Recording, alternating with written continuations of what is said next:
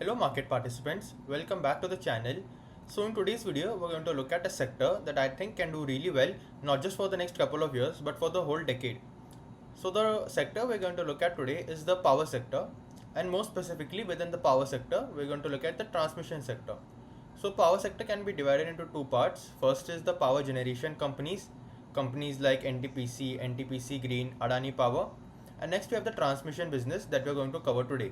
So we'll divide the video into four parts. The first, we'll try to understand what is the need or what is the demand for transmission infrastructure. Next, we'll try to understand what are the risk factors associated with this sector. Third, we'll look at the different segments within the transmission or sub-segments within the transmission segment. And lastly, we'll look at the different companies and businesses involved in the transmission sector. So on that note, let's get into the video. So let's understand why there is a need for transmission infrastructure. So India is targeting 500 gigawatt non-fossil fuel capacity by 2030. Non-fossil fuel means basically renewable energy sources. So issue comes when, because this capacity needs to be transmitted to the consumer's house where they can actually use the electricity, or to industries where they can use this electricity.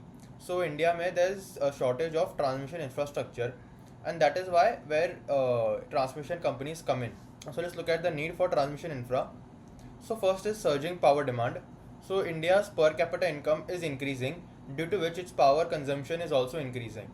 I saw a report जिधर लिखा था कि India's consumption is now 1200 kilowatt per hour and the global average is 3600 kilowatt per hour.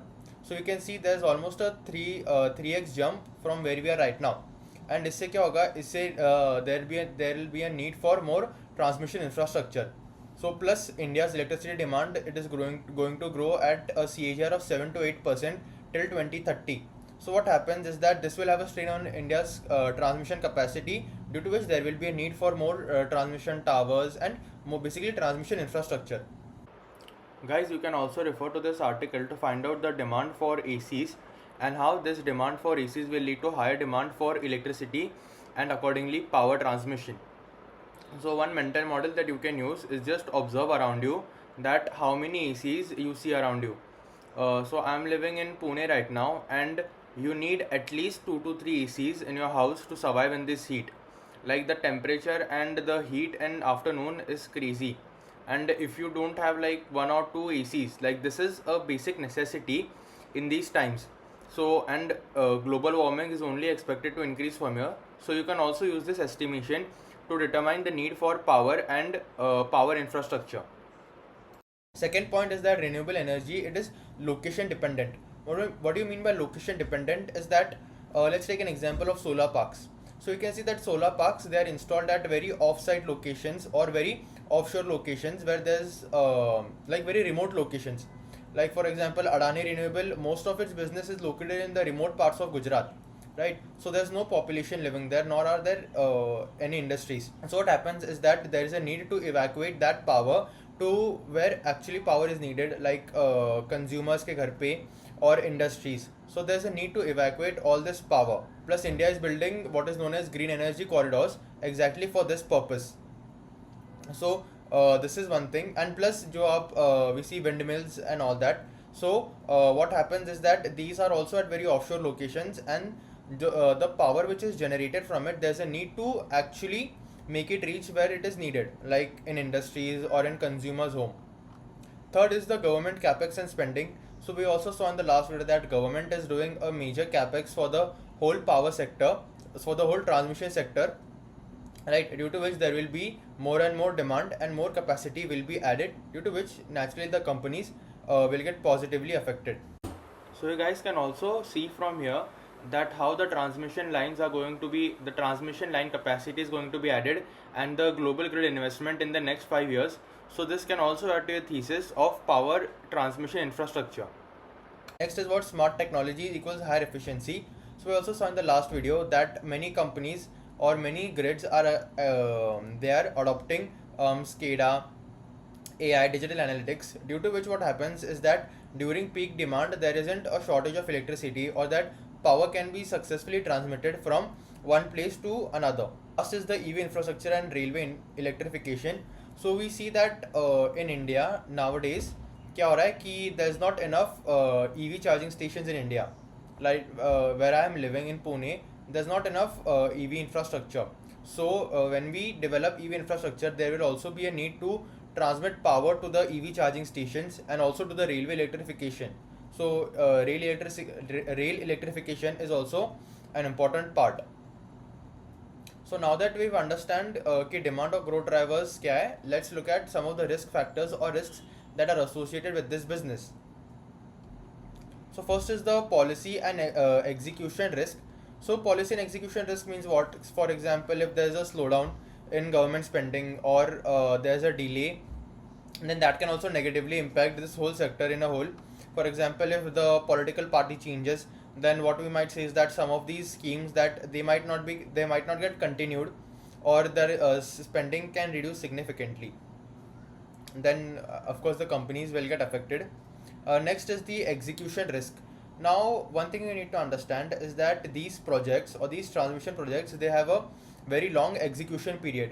Like ऐसा तो नहीं है कि आज सोच लिया कि ट्रांसमिशन इंफ्रास्ट्रक्चर लगाना है तो एक महीने में पूरा टावर वगैरह सब लग जाएगा. No, this takes a lot of time, and this is where execution risk comes in. For example, if there's heavy rainfall or there's some natural calamity, then the whole project gets delayed, and not by a short term, by a long time, right?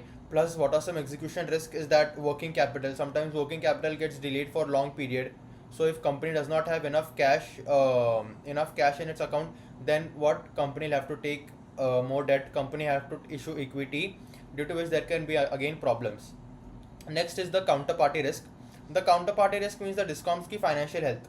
So we saw in the last year that discoms are not in the greatest financial health. Company को payment आने में बहुत time लग सकता है because these discoms are not in good health.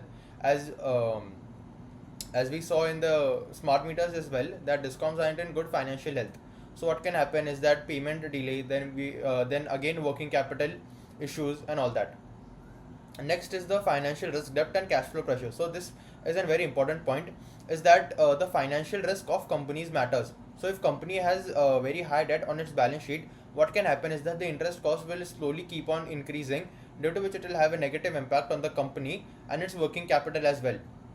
Next is that since duration of these projects are very long, the company needs to have enough working capital, enough cash flow to keep funding the project without taking additional debt or cash flow pressures. So these are basically the main risks that are associated with this type of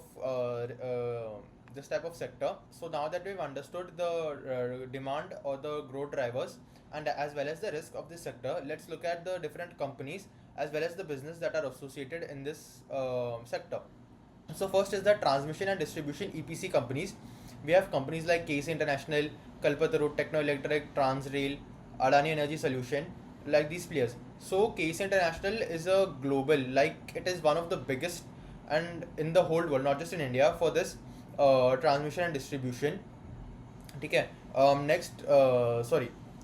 It also is engaged in the business of railway infrastructure as well. So we'll look at that when we have a brief discussion of the companies.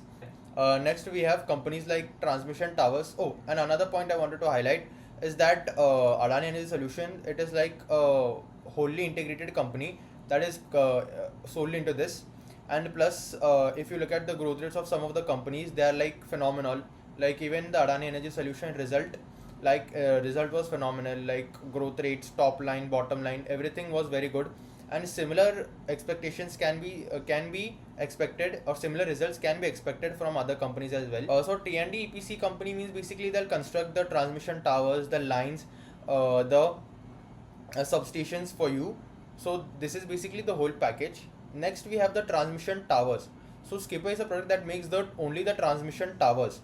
If KEC gets a project for 1000 crore, let's say, then KEC itself will not build the transmission tower. It will take the transmission tower from Skipper and then it will build it in its projects. That is why you can see that most of the transmission companies, they do not have like the EBITDA margins or the operating margins are very thin in this company, except for Transrail Lighting and another company. But transmission towers, you need to understand is that Skipper it makes like these transmission towers, and it is like the top 10 companies in the world that is into this. Next, it is also forward integrating into substation EPC. So, substation EPC is basically the main unit where the power gets stored or power gets transmitted. Next, we have the transformers and conductors. So, transformers and conductors, it is like there are different types of transformers and conductors, and I think I'll make a separate video for this so that you can understand in depth. So, just the companies that are listed are Taril, Transformers and Rectifiers India Limited. Again, very good results, blockbuster results, good guidance. Demand is also intact. Seam for Silchar, CG Power, Indotech, Bharat Bijli, Voltamp. Next is the smart meters. We've already discussed that, so I won't talk much on that. Next, we have the cables and wires. So, cables and wires, we have companies like KEI, Polycab, APAR, and Paramount Industries. And APAR is one of the leading. APAR. There's also a company by the name of Advait Infratech. Advait. So that is also into this type of business. But one thing you need to understand in this business is that most of the companies, they are trading at a very expensive valuations.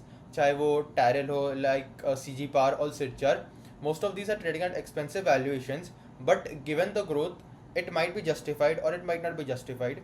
We'll look at that when we make a separate video on the transformers and conductors business. So I just wanted to have a brief discussion on Skipper. So this is Skipper ka con call, and you can see that it is anticipating significant long-term opportunities in the Indian transmission and distribution sector.